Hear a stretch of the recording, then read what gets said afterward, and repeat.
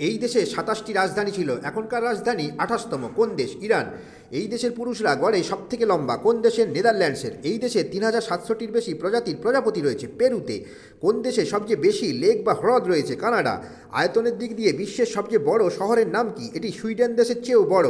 নাগবু, চীন। মাথাপিছু ভেড়া কোন জায়গায় সবচেয়ে বেশি? ফকল্যান্ড। ৩,০০০ লোক, ৫,০০,০০০ ভেড়া। জলে ছোড়া পাথরের শব্দ এই জায়গার সরকারি সঙ্গীত। কোন জায়গার? ল্যাডোনিয়া। এই দেশের কোনো সেনাবাহিনী নেই। আইসল্যান্ড।